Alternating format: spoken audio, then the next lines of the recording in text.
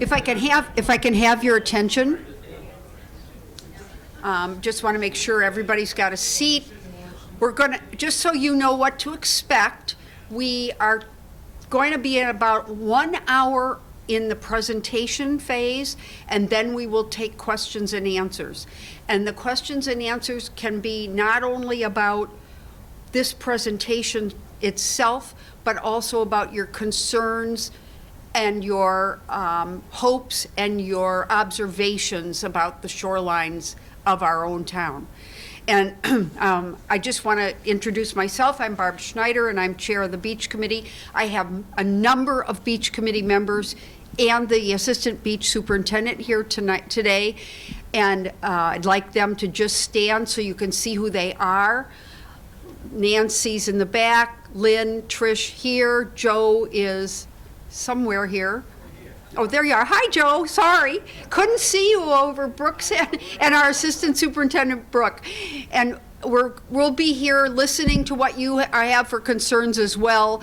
Why the Beach Committee doing this? Because 3 years ago, it became very obvious that we didn't have a coastal resiliency coordinator, and somebody had to be caring about our shorelines. And so we started to really look at what the shorelines did, not just recreationally, but what they do for our town and its infrastructure and its economics. And we started to get concerned. And so we have been educating ourselves, and now we're in the process of hoping we can share and educate ourselves along with you. So today, we are very fortunate to have with us both Bryan McCormack and Shelly McComb, and they are experts in this field. I have seen, as has Lynn, this presentation in a way in Osterville. It was so grabbing that we right away asked them at the end of this to please come to Falmouth and help Falmouth learn about this. Interestingly today, if you don't get the Boston Globe, what was in the headlines today in the Boston Globe? A picture of Surf Drive, the fact that it's flooding all the time, that it's in trouble, and the fact that Massachusetts is the 5th highest state to lose insurance companies for property in the last year, and they are on Cape Cod. 1 out of every 9 homes was not re-signed up with the insurance company for the last year. Think of that. So has it hit us? Is it going to hit us economically? Yes. So I'm going to turn this over to Shelly and Bryan. If you would like, if something's really bugging you during the presentation that you just can't wait to ask, raise your hand. They'll address it, but we will take questions at the end. Thank you.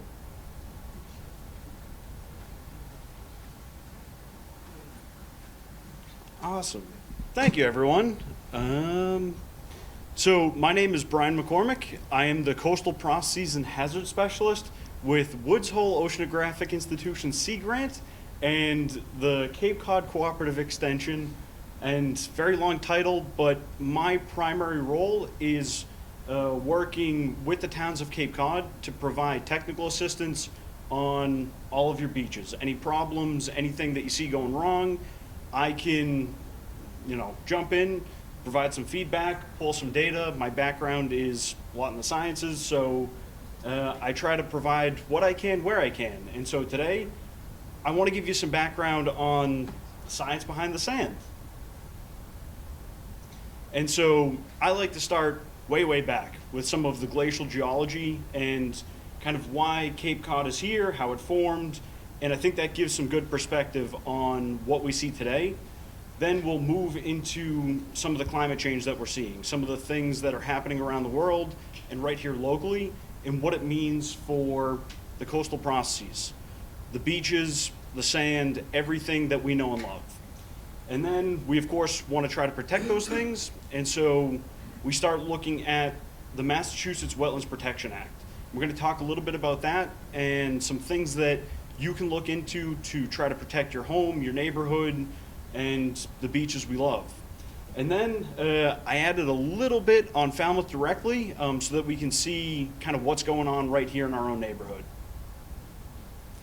And so we start 23,000 years ago with a really big ice cube. And we call that ice cube the Laurentide ice sheet. And in some places, this ice sheet was 2 miles thick. We are talking about a massive amount of ice. And so as global climate is changing, as it always does, that ice began to recede back from the islands through Cape Cod, and it left a lot of the sediment that's here today that forms what we see. And so here's another view of that, and you can get a bit of an idea of how this works. That ice acts as a massive plow, and as it extends down from the north, it pushes everything with it. It can pick up massive boulders. Doan Rock, the largest glacial erratic on Cape Cod, picked it up, carried it, and dumped it. So this ice has a functionally unlimited capacity to move whatever it wants. It will pick it up and move it, and then as that ice melts, it starts to drop everything out and slide back. And along with that, a lot of water starts going into the oceans, and so those sea levels start to come up. So 11,000 years ago, George's Bank, dry land. You could walk all the way out. There's archaeological sites. There were people out there farming, fishing, having no idea that sea level was coming up. Slowly over time, it starts to keep coming up and up until what we see today. And this process was described by a gentleman by the name of Milutin Milankovitch back in 1920s. He was working on this theory where, why does this happen? Global climate changes, we know that, and we see it today. And he described these processes through the orbital cycle of the Earth, and it's not a perfect circle. So sometimes we're a little further away, and then we get closer to the sun. We're also like an unbalanced top. We're rotating, we're wiggling around, and we have the axial precession, which is kind of that wobble, and then the changes in obliquity, which is that center line of the Earth tilting a little bit further back and away, and the whole time we're rotating around. And so this ice starts moving out. What happens? Well, one of the first things is isostatic rebound. That much ice is so massive, it was actually deforming the crust of the Earth. It was pushing it down and reshaping it. And as it melts away, the crust actually starts to come back a little bit. And this is one of the things that can combat sea level rise as we see today, but this is a slow process and it's different everywhere. Places like way up north in Alaska, they see more isostatic rebound than we do today because they had a little more ice and that ice was there more recently. We can also calculate the gravitational, I'm just kidding. That much ice, it has a lot of gravity, a lot of mass, and it's pulling on the water. And so it actually creates a bulge right at the ice and right by the land where it's sitting on top of. And as that melts away, the sea level begins to even out because gravity depends a lot on the distance between two objects. So as it spreads out, there's less pull. We also have now one of the big ones, thermal expansion. And so we know that oceans are getting warmer. This is just a fact, and we can see the data right in front of us. And all the little molecules in the water are bouncing around, and as they warm up, they bounce faster, and they bounce off of each other more and more. And so they want to spread out.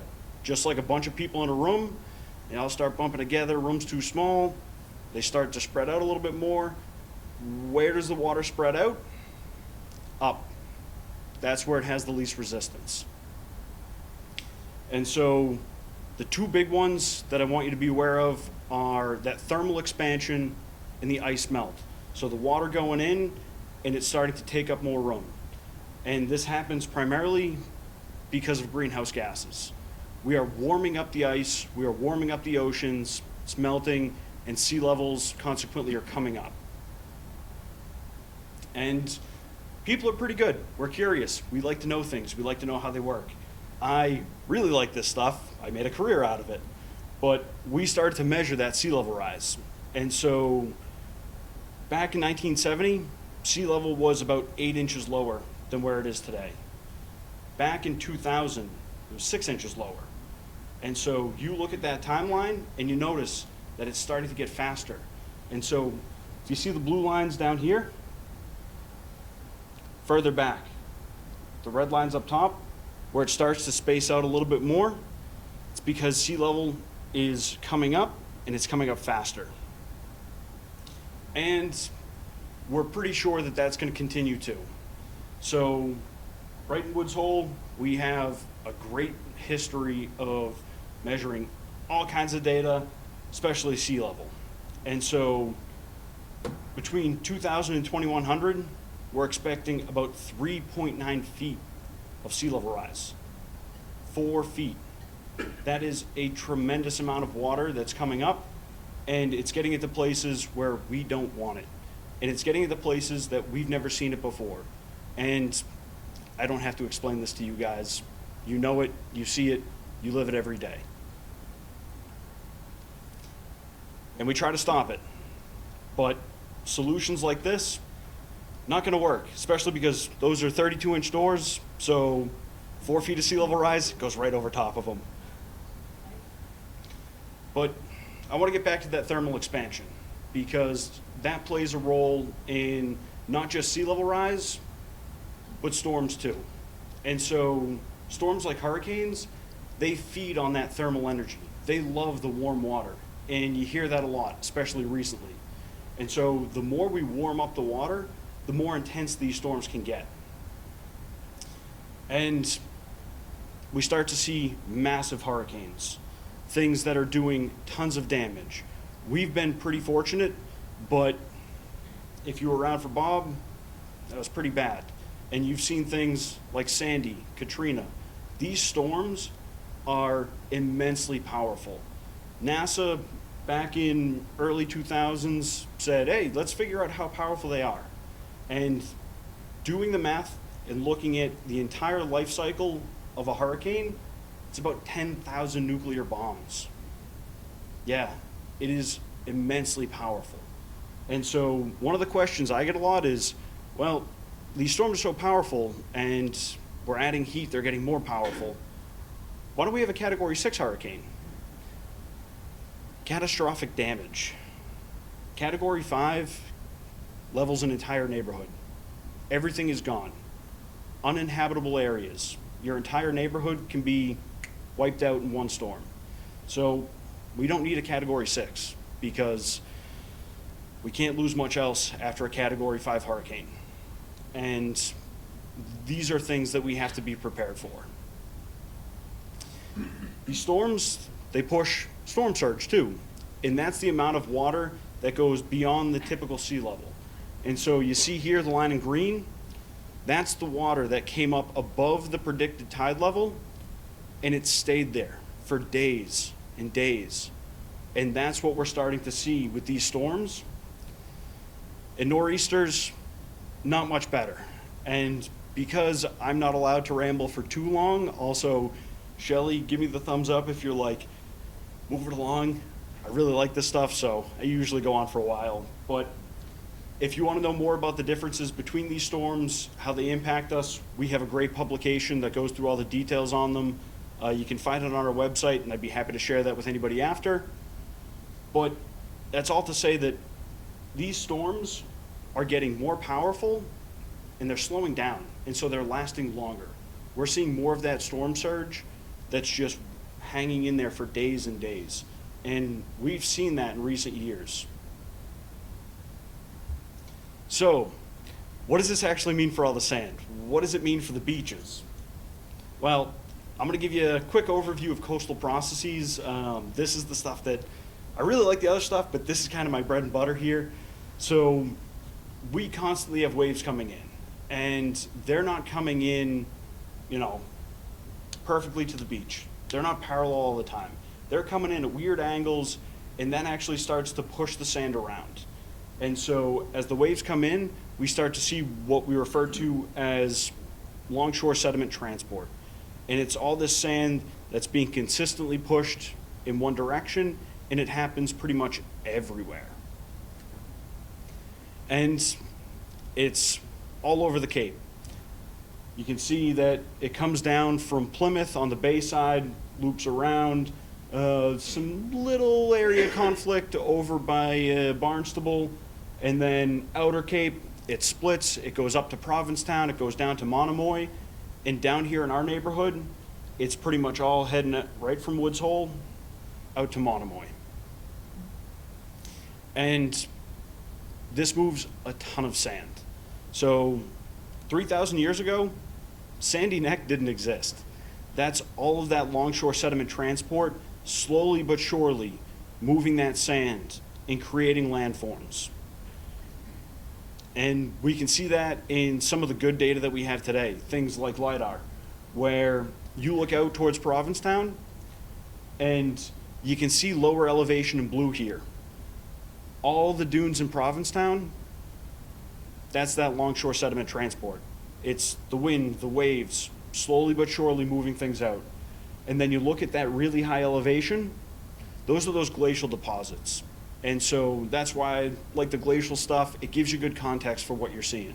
And so if you're ever driving on 6 coming out of P-Town and you get the lake on your left, you look up and out and you see the land come up, that's the glaciers.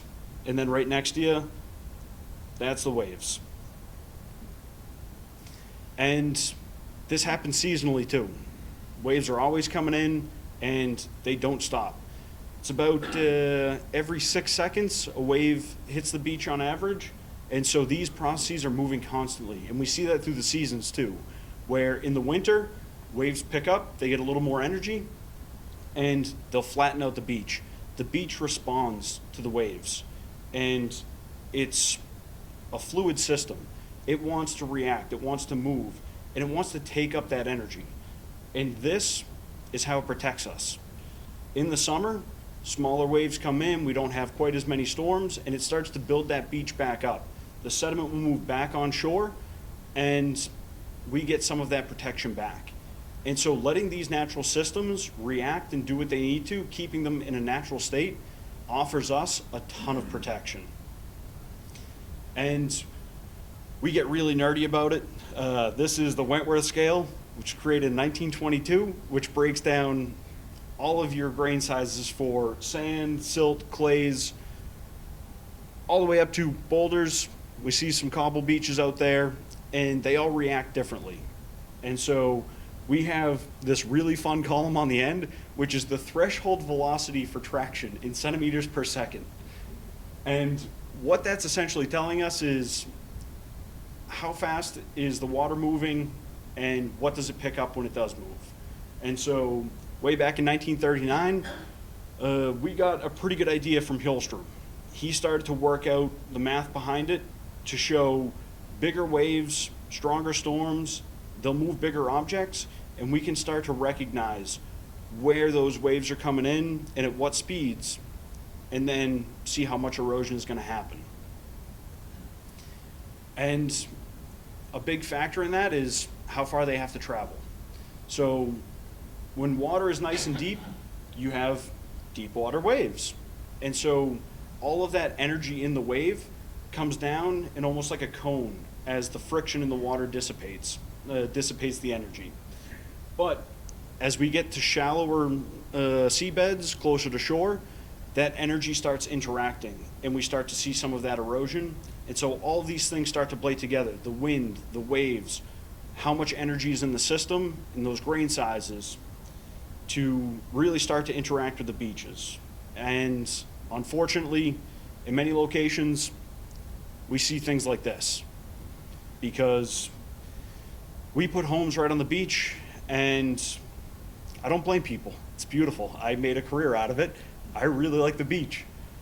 But it's things like this that are creating a ton of problems all across the Cape, all across the country, all across the world.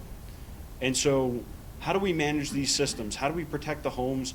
How do we figure out the science behind what's going on here so that we can offer these people a place to live, a beach to go to, and not have to worry about this happening underneath your house? Well, we tried a whole bunch of things, and some things work better than others, but there's also some problems when you start to mess with the beach. The natural systems, they work really well when you leave them alone, but we live there. We live in the natural systems, and so we have to work with them. And we created the Wetlands Protection Act, and for your beaches, banks, dunes, all of this came into effect on August 10th, 1978. That is a date that I probably say 100 times a week to people. But these are the regulations in Massachusetts that tell you what you can and can't do, and they're not just regulations. They were worked on by a lot of great scientists, some I've worked with myself, and they helped inform these regulations so that we made good decisions.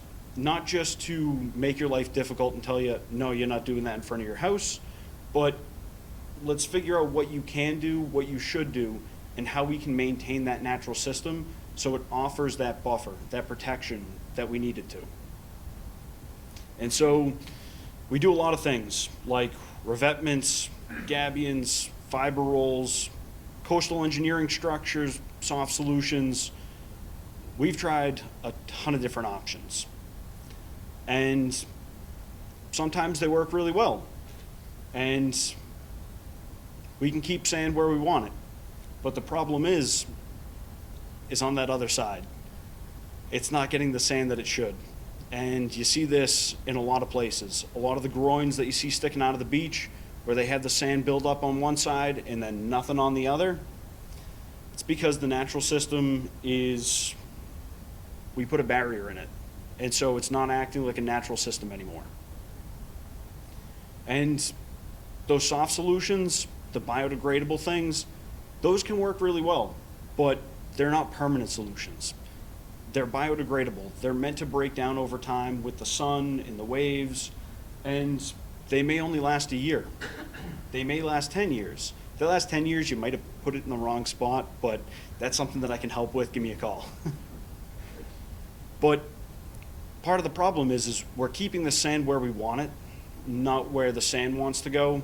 And so we usually say, well, if you're going to do this, you have to bring in nourishment. We want to try to maintain that natural system by bringing in whatever that sand was going to do. We're going to put sand there so that it can keep going. But part of the problem is we have to find that sand from somewhere. We can't just, pull it out of thin air. It's a finite resource. And so sand mining and dredging, it's time consuming, it's expensive, and you need to have the right sand, because if you have a beautiful sandy beach and you put cobbles on it, it kind of changes a little bit, and maybe not for the better.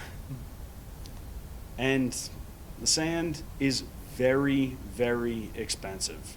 And because it is a finite resource, it's becoming more expensive. And I've seen people who spend thousands of dollars a year, and they say, I bought this house, I budgeted everything. I knew I needed a new water heater in 5 years, not a problem. What I didn't account for was the cost of sand. That went from $2,000 the year I built it. It was $3,000 the next year. Now, 5 years later, I'm spending $7,000 a year in sand because I have this shoreline protection. But that's the cost of adding in that armoring to protect the house. And so these things work in balance, not just in the natural systems, but in the economics too. But you can't fool Mother Nature. She is gonna get her way one way or another, and we see that a lot. And so we can redirect that wave energy, but we can see a lot of reflections and refractions off of these things that we put on the shoreline, and we can make erosion worse in other places. I'm sure you've all seen the nice revetment, and then right at the ends, it's scoured out. And so the person that lives right there with the revetment, they think it's great. The neighbors, probably not quite so happy. So we really have to work to figure out what's going on with these systems and the right way to approach them. And like I said, you can work, you can't fool Mother Nature, but you can work with her. And so maintaining these natural systems, things like salt marshes, dunes, the coastal banks that are meant to erode and feed sediment into the system, those are all things that we have to take into account when we're looking at how we protect our shorelines. Because salt marsh does a phenomenal job at protecting all of us. And we want to protect the salt marsh. And so how do we do that? I can't give you the right answer right here, right now, but we look at everything case by case, and every situation is unique, and that's part of what I do, is I look at those systems and I say, well, this could work, but how much is it gonna cost? And not just in money, but in natural resources. And so I wanted to take a look at Falmouth specifically, because that's where we are. And so going to CZM, Coastal Zone Management, they put out the Coastal Erosion Viewer. If you go to that website and you look at the long-term erosion rates for pretty much all of Falmouth, it's a lot of erosion. And it varies on how bad that erosion is. Sometimes it's 1/10 of a foot, sometimes it's a foot a year. And these are average rates over 150 years. These are the long-term trends that we've been working with for a long time. And we don't just want to look at the last 150 years. It's great to have that context, but we have to figure out what's happening today. And you guys saw that earlier in the presentation. Things are changing, and they're changing at increasing paces that we have to figure out how to deal with. And so we can bring in high-resolution data sets like LiDAR. And so what you see here is elevation, with those blues being lower, reds being higher up. And we can focus in on different areas and take repeat surveys of that elevation and subtract them out from each other to find that change over time.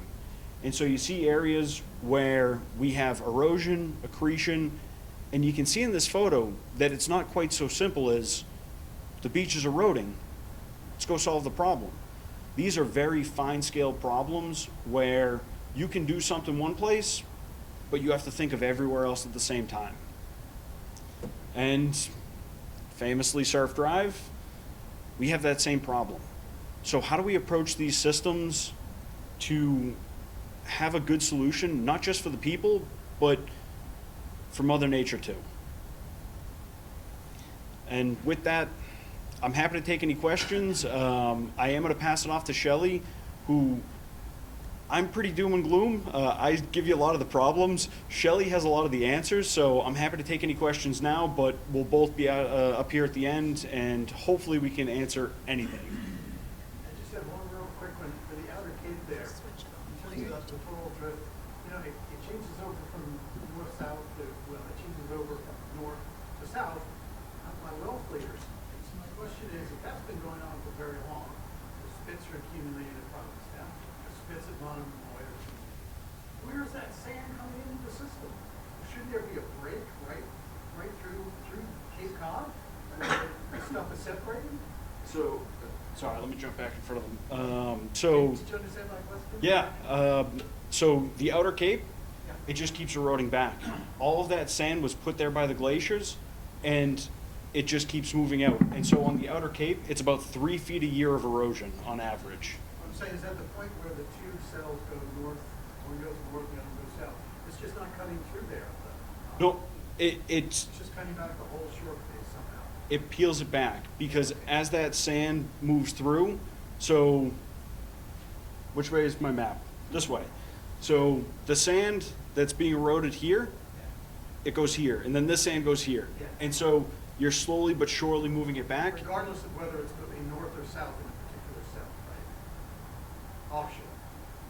Yes, but it's just that abundance of sand that's already there that protects it the most. It's coming from the land, not being brought in from the ocean and then separated. Yep. So it's that glacier. And one of the very interesting things, and this is probably where Shelly needs to say, Bryan, go sit down. But the submergence of George's Bank, we're actually seeing a shift in that nodal point on the outer cape. because George's Bank is so shallow, those waves that are coming off the ocean that have thousands of miles of fetch, open water where it can build up speed and energy, as that gets deeper, George's Bank used to, take some of that energy out with the shallow water waves we saw.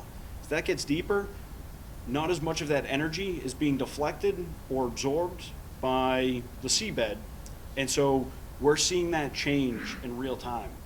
And you think, well, it's the Outer Cape, National Seashore, those are natural beaches. We just let them go. But those have big implications for everybody that lives down here, everybody up in Provincetown. And so they're very complex systems, which I love, but it also makes this job pretty difficult sometimes.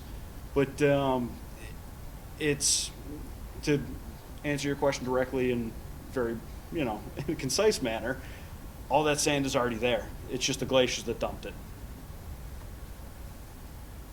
Awesome, thank you. Okay, thank you, Bryan. It's hard coming after him. But thank you all for having me. Thank you all for being here on a Monday night. I'm Shelly McComb. I'm the Coastal Resilience Specialist. I also work for Hole Oceanographic Institution Sea Grant and for Cape Cod Cooperative Extension. So I get to wear both hats, my Sea Grant hat serving the Cape and the islands and sometimes the South Shore, and I get to wear my county hat. So it's great to be able to be in both positions. So I feel like Bryan's already given you guys plenty of background, but I'll just dip into it a little bit more. Like Bryan said, storms are increasing in frequency and intensity. That warmer air can hold more moisture. Potential for stronger storms and further north. Was anyone here for Hurricane Bob? I always like to ask. Yeah, look around. And again, rising sea levels are gonna make that storm surge more damaging. So this picture is from Rodanthe and the Outer Banks. We don't want to end up like them because that's really bad, and there's a septic system sitting in the sand right there. That's really gross. So there's a whole bunch of numbers up here, but what I want to point out is that Bryan said that we've seen 8 inches of sea level rise since 1970. So a whole bunch of numbers, but what you need to know is that the record for Northeastern Grayson in 2018, it set the record for the highest storm surge in Boston because of that 6 inches of sea level rise. We can account that higher watermark directly to sea level rise. So, I love data. I love to look at maps. I know you guys do too. I'm just gonna quickly breeze over this. If you wanna waste an hour of your life looking at more maps, I highly recommend you guys will have access to these slides looking at NOAA's sea level rise viewer. This is a screenshot with 2 feet of sea level rise, I believe. It's just on the Buzzards Bay side. Buzzards Bay is particularly susceptible because it is so shallow. So this is actually linked in my presentation. So if you guys want to click on this and toggle around and zoom into your neighborhood, great resource. I always get asked about resources and I want to give them all to you guys. So I like to throw in some funnies here too. A few things that I just want to go over, like it is nor'easter season, what you guys should be doing, calls to action. Make sure that you reinforce your home and your assets. Know what to do in an evacuation. Know what your risks are. The fact that you guys are here means that you're learning about your risks and you care. Review your town's resources. So in the back corner over on the side there is a link to this homeowner's handbook to prepare for coastal hazards. We've got a couple copies. We also have QR codes. We're in the middle of updating it for the 2026 version, but please check that out. There's a whole bunch of things in there. How to install an H3 clip to, resist the lateral upload of wind. Just a lot of good things in there. So please check that out, read through it, and if you have any more questions, let me know. But do some light reading over the fire. Okay, we also don't want to end up, this is a picture of Scituate in 2018. We don't want to end up like Scituate. Stay informed. The county has a really great communication system, so subscribe to that. Communicate with your household, report power outages. I always tell people, don't assume that someone else has called Eversource. A lot of times everyone's sitting there saying, oh, my neighbor called it, and Eversource is like, we haven't heard any reported power outages. So just do it, bug them. And then if your neighborhood looks like this, don't come back until it's safe to do so. Structural damage, I always tell people get a permit before you do anything. The town's gonna tell you to get a permit, so please get a permit. Dispose of debris. Don't be like that house in North Carolina that had the septic system sitting out there. If you have any questions about your town's building codes and other requirements, I can connect you with the right resource, or I can talk to someone for you. I'm going to talk a little bit about flood insurance. It's not that scary, guys. But if you're going to report damages, file a flood insurance claim.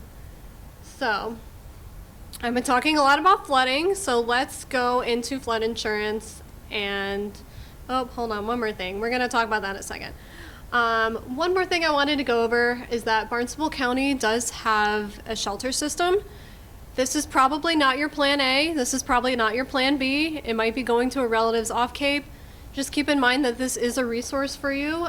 They do accept pets, so don't be afraid to, don't feel like you can't go because you have an animal.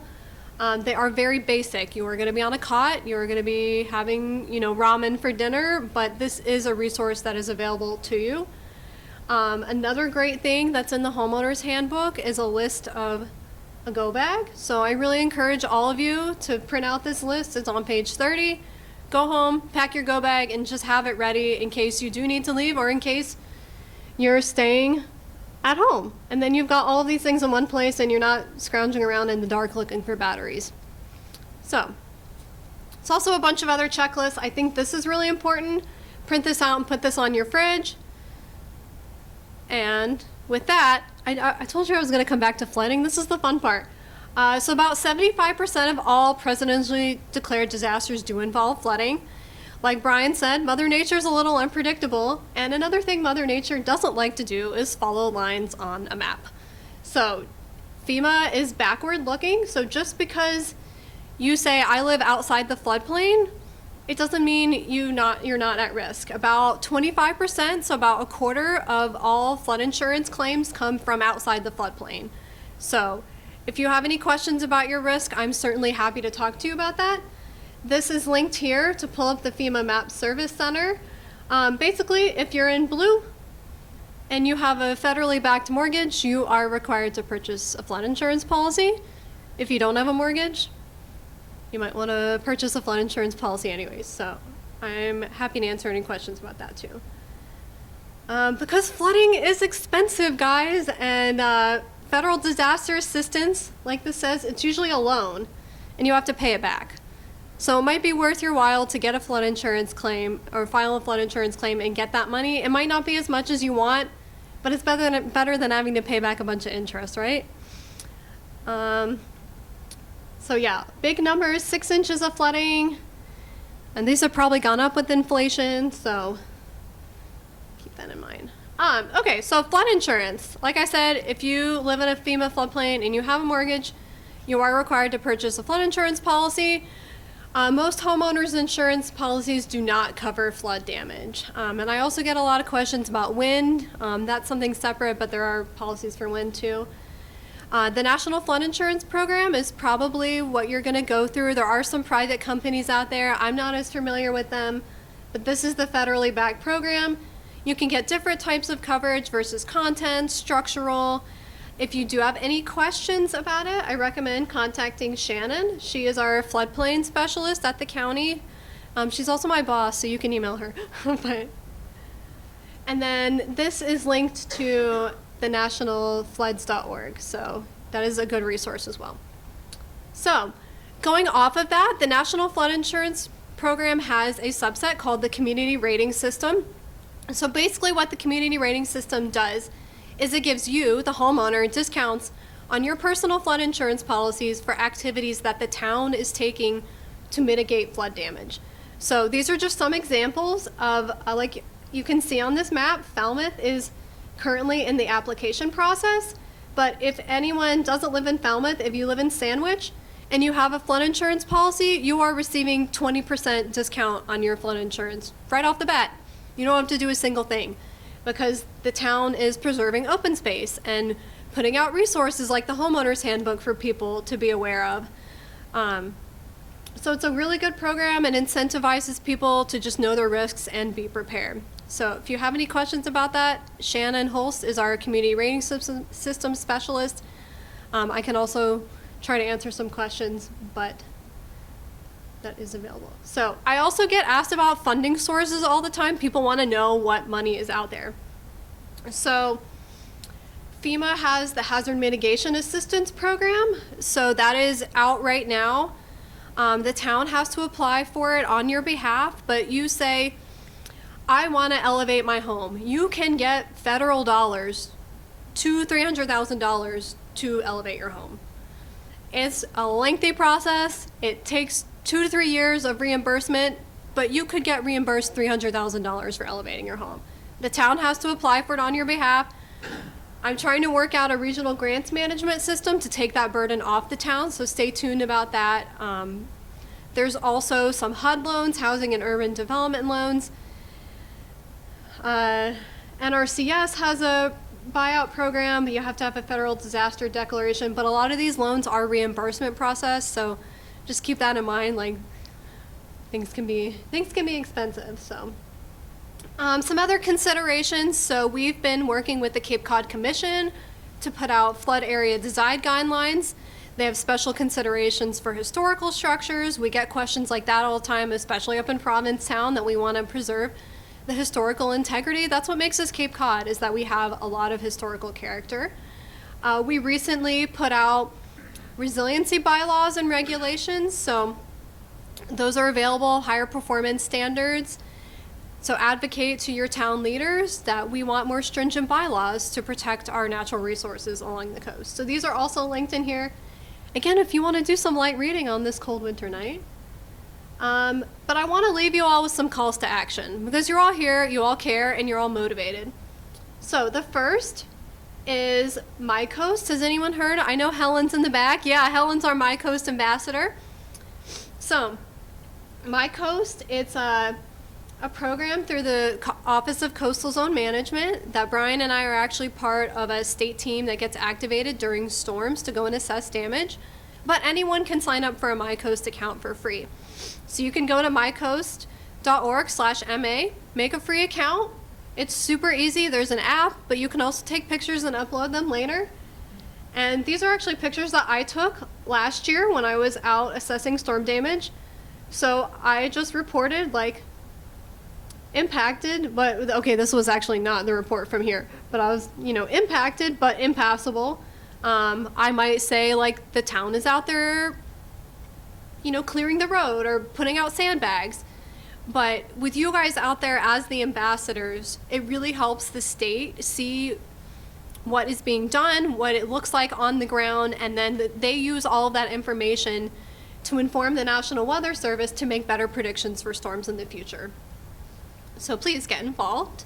And then this is me at our My Coast station out on Martha's Vineyard. So it sounds like you guys are going to be getting, excuse me, a cradle like this soon. So it's super easy. It's a citizen science monitoring program. It's going to be down at Surf Drive. All you do is scan a QR code, put your phone in the cradle, and it helps us document damage to the coastline over time. It's great. We can't get out, we serve all of the Cape and the islands, so we can't be at Surf Drive every single day. But if you guys are taking pictures, you can help us see what's going on.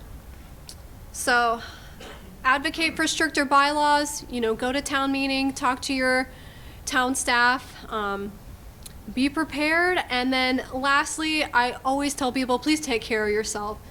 This is linked to a climate anxiety counseling we had last summer. These things can be really scary and they can take a toll on our mental health. So please take care of yourself, take care of your friends, take care of your family. And with that, you guys feel like you're ready now? So with that, Bryan and I will take any questions for you. Yes.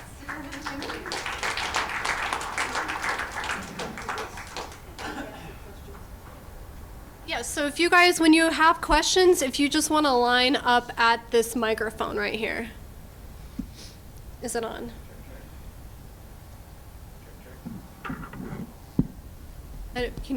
No?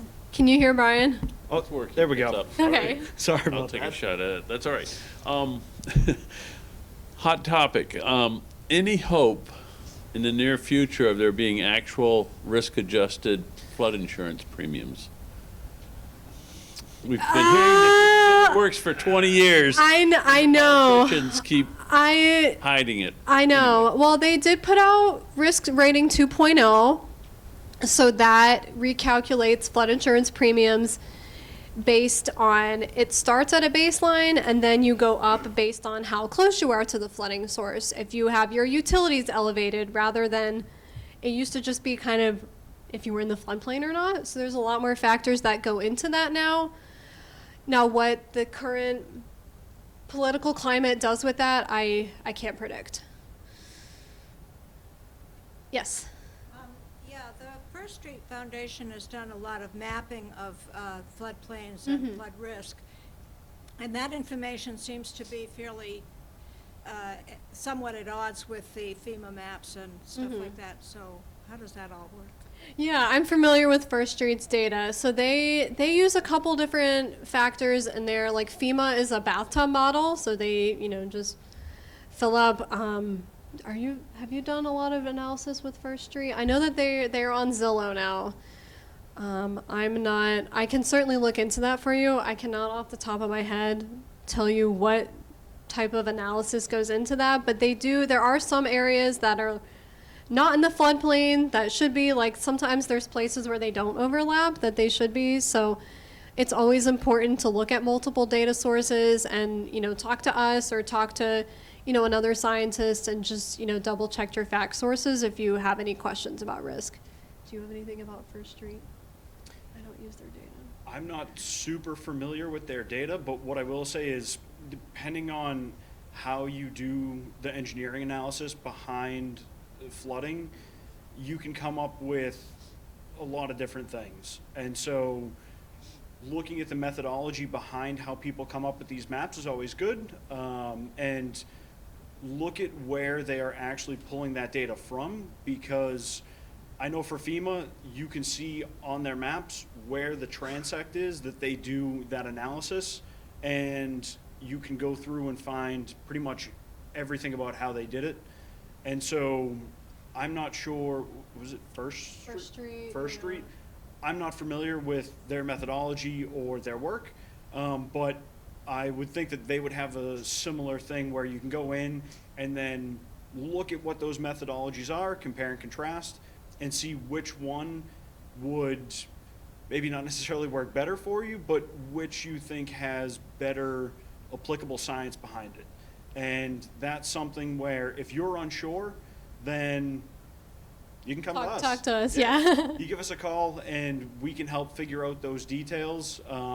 But it's right in this moment, I don't know exactly where or how.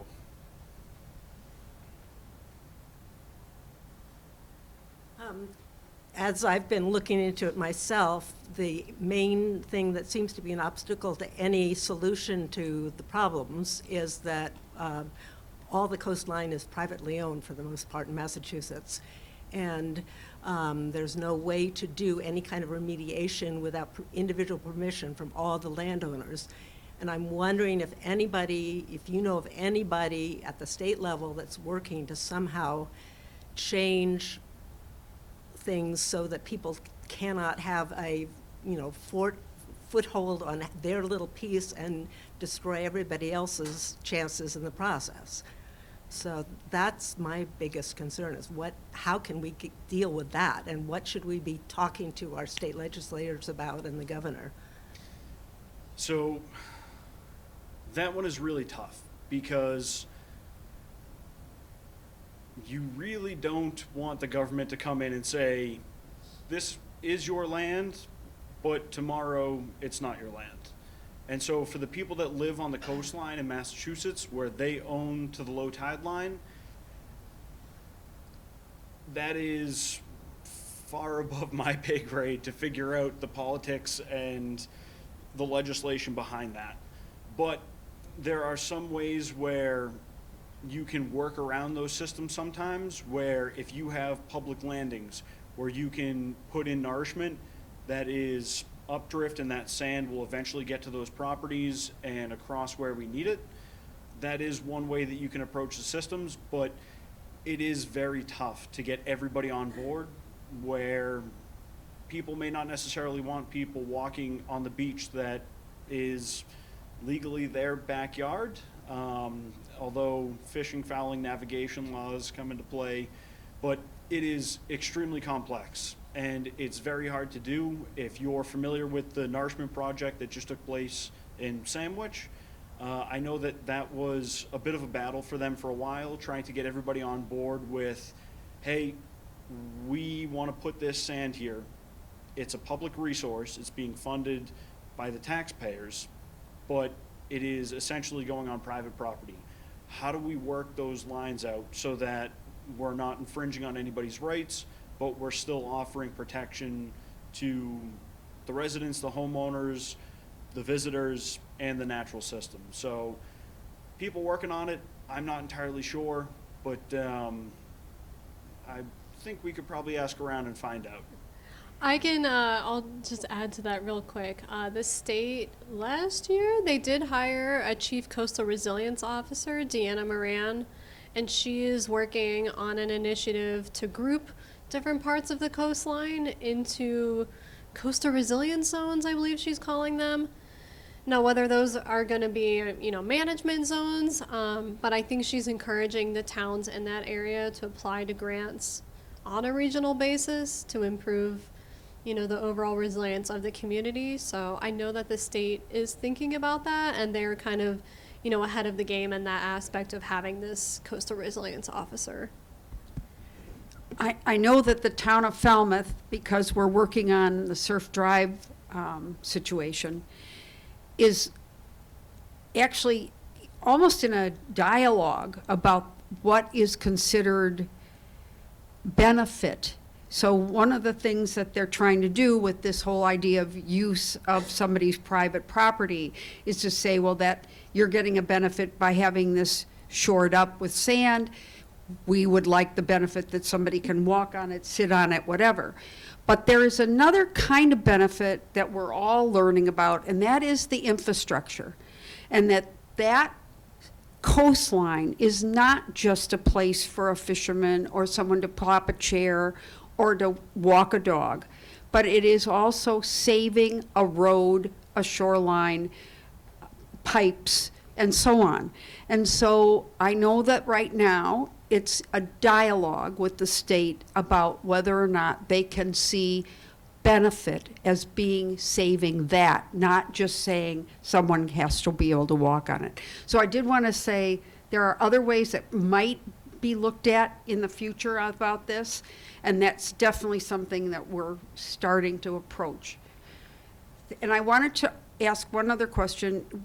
We haven't really talked about what other areas of the country are doing that we're not doing and that we can't do because of some of our own Commonwealth restrictions. I'll call them restrictions, and I'm sure they were put in place for scientific reasons.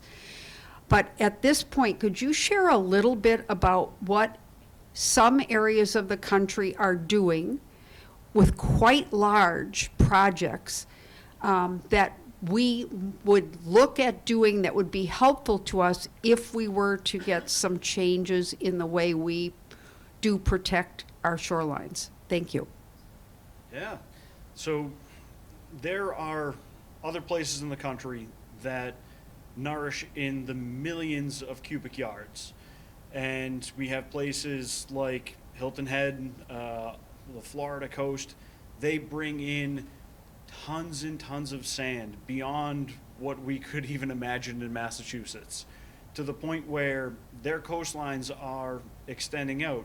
Shelly, I think you have a pretty good anecdote about, what was it, the hotels? Oh, yeah. So I went to grad school in Charleston. I'm not far from Hilton Head. And I was at a wedding last year in Isle of Palms and staying in this house. And the owner says, when I moved here in 1970, I was beachfront. And since then, they have built 2 more rows of houses, oceanside. And she was in this cute little cottage, and there are 2 rows of enormous mansions. So, you know, that it comes at a cost. Like, you know, yes, we want to preserve our beaches, but, you know, South Carolina doesn't have those types of regulations and setbacks. So, Yep. And so it's really difficult in Massachusetts to do things on that scale because we're trying to find a balance of we have to get that sand from somewhere, the finite resource, and if we pull it from the seabed, that may already be fantastic habitat for something that's living there, and it makes it difficult to balance out that economic value with the environmental value. And so these are all conversations that we've been having to try to figure out what is the best path forward. How do we actually approach these things where we can protect shorelines? Because it is really tough when we see other places getting millions of cubic yards of sand and they're building new hotels because they have so much space in front of them, and so many of our residents are terrified. So it's also really expensive too. Like, keep in mind, Sandwich with 300,000 cubic yards was $8 million, and they're, what, 2.2? How many cubic yeah, I yards think at Hilton Hilton Head? Head was 2.2 million. 2.2 million cubic So- yards, so you guys can do the math of how much that would cost, and they're, $50 million. And so that kind of money is somebody's, very, very tough. yeah. And Barnstable County has their own dredge, but they are trying to maintain channels and they are running pretty much nonstop whenever the time of year restrictions allow. So it's, And we love our plovers, so. but it's a balancing act and it's really tough. And especially for residents who are threatened, yeah, I see it every day. And we're going to try to work some of these things out so that we can get the most benefit for the most people. Chicken feed for the Commonwealth. I'd like to take your statements earlier in the discussion regarding the coastal stuff and go back to, Bryan, if you could go back to your second to last slide that showed the Falmouth coastline.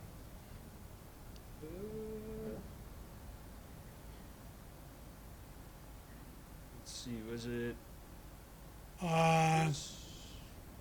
No, that's good. No, No. go back. La- Right there. If you take a close look at that slide, you'll notice the groins that are in there, and you mentioned this earlier. This is something that's, Sorry, meant to zoom in there. that's okay. This is the damage you spoke about regarding how the sands are moving across the southern portion of Cape Cod and, of course, these beaches in Falmouth. The groins are put in, some scientific design to say it's going to save the beaches, and obviously it's not doing it because it's creating hazards, and not hazards, it's creating swirl and taking the sand away, pushing it out. The question I have is, the state is interested in saving part of this. Nourishment's one idea. Why not take out the groins? Again, because a lot of those are privately owned, and so it's really tough to tell people, you've had this for 50 years, not anymore. And so, sorry, go ahead. Well, that's an interesting question. Are they privately owned? Many of them are, yes. There are some that are publicly owned, they're on public beaches, but one of the problems is that if you start removing, one here, one there, you're not necessarily restoring that whole natural system. And so it would have to be a systematic approach. There is like, Well, yeah. if you take There a look is at the some line, accretion, yeah, you can see the green areas. Okay, you see the green areas, and you can count the number of groins. There's 4, 5, 6 there, and then there's none until you get back over towards the actual Falmouth beaches. And that would mean that whole crescent there, but it'd be just a swarm of the moving sand back and forth, going with the storms, et cetera. But that would seem to me to be something, now the coastal management is saying you can't do anything.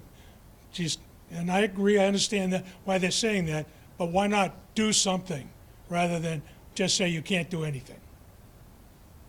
It is, I think that is becoming, again, more and more of the discussion of, do we need this infrastructure that is an impediment to the natural system. Because, yeah, it's messing things up. And a big part of the problem was your neighbor put one in and now the sand's not getting to your beach, so you gotta put one in and then there, and it goes right down the line. And that's why you often see groin fields where they're boom, boom, boom, one right after the other. But if we could get people to agree, hey, you know, let's get these out because we're gonna restore that flow coming through, it would start to bring some of that natural element back to the system, which could have a major benefit for many locations across the Cape. I think I want to just sort of piggyback on that. When we started to look for a potential for a dog beach, I actually took out the map and started to look at that whole stretch of beach going from the Surf Drive beach all the way down. And I was amazed at how, in hindsight, the town didn't buy up every part of that beach they could have. And this goes back into the 1800s, that there are actual beach clubs along that stretch, privately owned, over 150 years now. And when you think about that, this is where some of the dilemma is, that it is impacting on public area, and yet it's private area that's been in place for over 100 years. And when you approach these groups and say, we'd like to be able to do this, but it would mean you'd have to give access, there's great pushback. And that is, I think this is where the dialogue is going to get intense, and it's going to have to happen, because there's going to be things that can't happen because we're not allowed to go and do things to those properties, as you're suggesting. And it's going to be a really big discussion for all of us of how we feel and what rights are and what we can and can't do. And in some cases, as Bryan is suggesting, we may have to work around it and find ways to nourish without nourishing on that land. I'm only suggesting this is an ongoing talk right now. It is real. The groin discussion has been ongoing for many years. Ralph, you can remember, we've been talking about groins and having the debate at town meeting even about these kinds of things for many decades. So I'm hoping that this is part of the process in the education of why we're where we are, what the drawbacks are, what can we change, what would we need to change, and do we want to really push to change that? And I really appreciate you bringing up these kinds of things and thinking about it. And there's a lot of you living in here right now that are looking at that and seeing red. And you're also seeing, when we showed the area of water, that your area where your house is in that water a lot. I'm sure there's a few of you in here today that are in that picture area on the globe of the flooding. We're all dealing with this, and it's much more real. And I hope we'll keep asking these questions and coming up with what we want for our county and for our town and for Cape Cod. Yeah. And also, none of those are going to happen anytime soon. That August 10th, 1978, after that, you're not getting any more in. So you can rebuild them, but nothing new. Sorry, go ahead. I wonder if we could, in light of the pictures you've shown, and I see it every day, the beach committee's facing it primarily from the town of Falmouth. I mean, a little bit further to the east, I guess. I live on Acapesca, just north of the bridge there, and whenever I can, because that's why I like being here. Like you, I like going to beaches, and I'm a geologist, an oceanographer, but it doesn't even have to be major storms anymore. When I drive past Bristol Beach, it just has to be a good wind coming from the south. And I know at town hall last meeting, town meeting member, I was horrified, but it happens, and we're going to see more of it. I think it was $1 million or $2 million to cover 2 storms, and that was it, So that's now, we're seeing it, it's terrible, it's going to cost money. Yeah, we can dump more sand on it, but 4 to 5 to 6 to 10 years. This is not a more sand problem. It's the blue map, you know? Climate change is here, and we're going to have to decide if any of those roads are worth keeping anymore, or are the private owners that insist on putting riprap around their soon-to-be island homes going to be willing to take their small boats in to get supplies in greater Falmouth Harbor. I mean, to me, that's the issue here, is we can keep throwing $1,000,000 sand piles on it, but I'd say in another 5 years, it's over. We got to have a different solution, baby. Yeah, I mean, I'll just jump in. I always tell people the best way to get out of the floodplain is to remove yourself from it, whether that's elevating your home or retreating. But another little anecdote, again, I went to grad school in Charleston, and what you're alluding to is sunny day flooding. It's because of king tides and sea level rise. I used to work downtown on the peninsula, if any of you are familiar with that. And Charleston is experiencing, they're averaging like 150 days of sunny day flooding right now. It is incredible.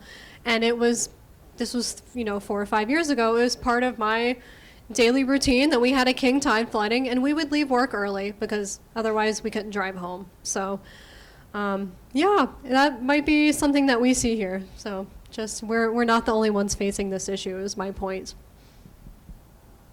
Yes, go ahead. Probably not a popular topic, but eminent domain has been used in other situations. Has there been any conversation along those lines with regards to, taking back the beaches as public areas? Yes, that is a great question. I can speak a little bit about that. There are some examples, like out on Martha's Vineyard, they have a land trust it's typically happening right now at the private nonprofit level. The issue we run into in Massachusetts, especially Cape Cod, is that home values are so high that these people that are at risk of, having their home taken by the sea, they still want the most value for their asset. And, you get it. That's something they've invested their livelihood into. But that makes buyouts really complicated because it's not $100,000, $200,000. We're looking at millions, and somebody's got to fund that. So, yeah, go ahead. I guess I just wanted to make a comment to that, where we are actually starting to see property values go down very dramatically for people that still have properties on the, on the coast. I mean, there was the example out at Nantucket that I think that home sold for like $800,000, which was how much?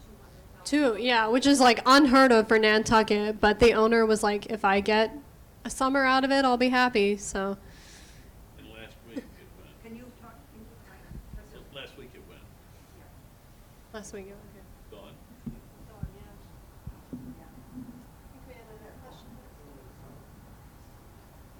I'd just like to mention that the town had a Coastal Resiliency Action Committee several years ago, and it was a very good report. It was chaired by Charles McCaffrey, who did some work on Long Island as well. There were some very, very strong recommendations. Unfortunately, the follow-through did not really occur. But I would strongly recommend that you look at the website and look at that report, because there's some very good information in there, and it was done with the assistance of the Woods Hole group. And there were sections of the town that we looked at, and we only evaluated one, and that was along Surf Drive. But there's 9 others that need to be done as well. Plus, the Coastal Resiliency Coordinator was never implemented, and that's an important element there too. So I suggest you look at that report. It's on the website. Yeah, thank you for that. I think we had a question, gentleman back there. Yes, sir.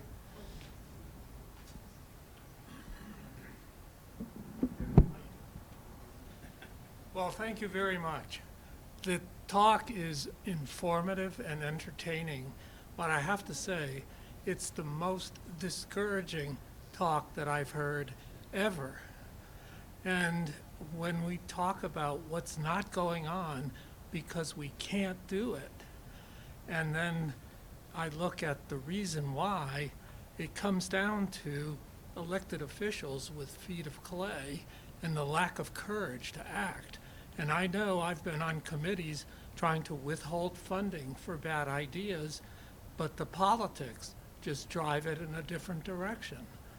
And so trying to flip it over before it sticks to the griddle here,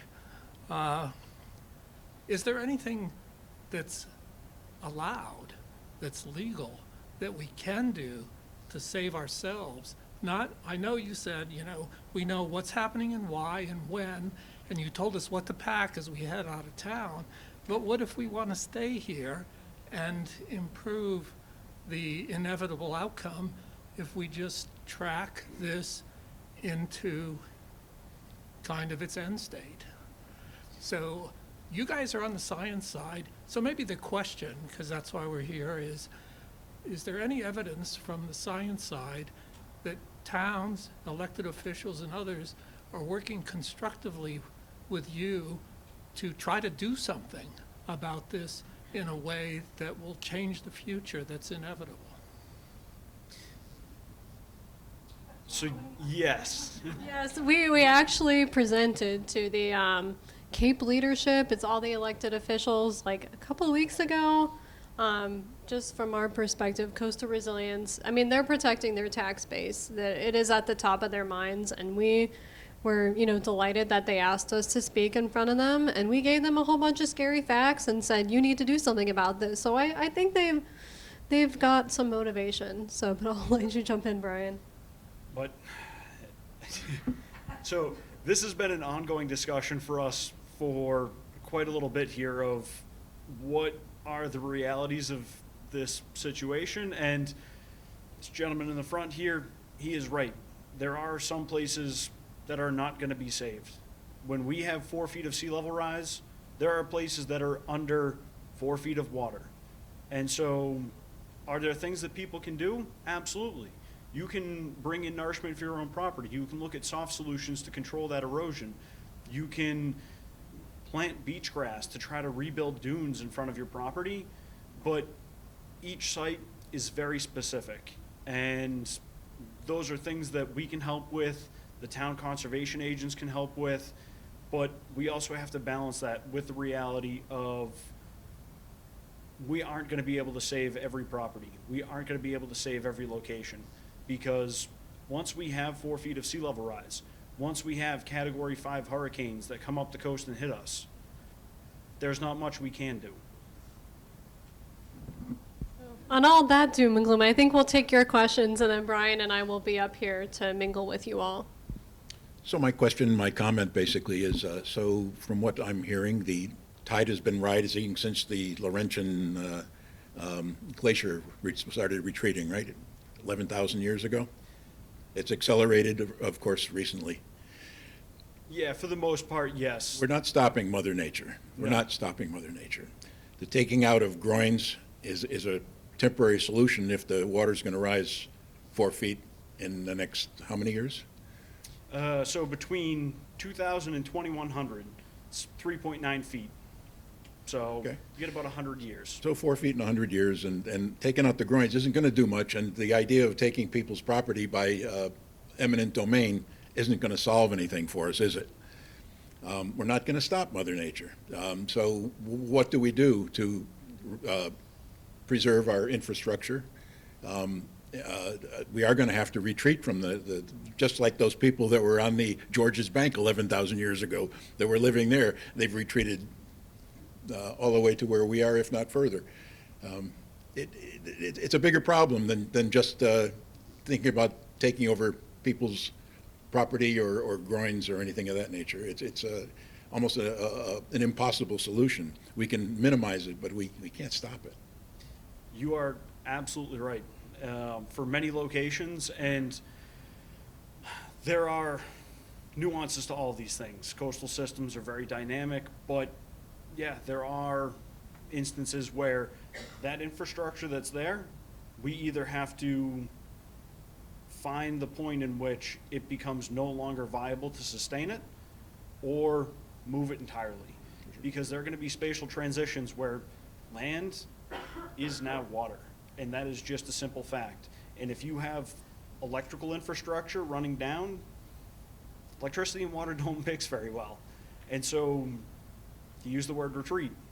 Yeah, we are going to have to pull back in many locations to figure out what to do, because it's not going to work there anymore. Exactly. And that's why I had linked to climate anxiety counseling. So last summer we did a whole series of outreach events called Cape Cod Coastal Resilience Week. I suggest you check it out on our Sea Grant website, but we had Dr. Kate Shapira. She's a professor from Brown, and she specializes in this, and she came and talked to us, and just acknowledging that this is a really scary subject, and you need to talk to each other about it because it can be overwhelming. So, yep. I'm going to just encourage you all, if you have individual questions and you'd like to speak to them, they'll stay around for a little bit. I also want to tell you we're really fortunate to be able to watch what's happening at Nantucket, because it is a foreshadowing.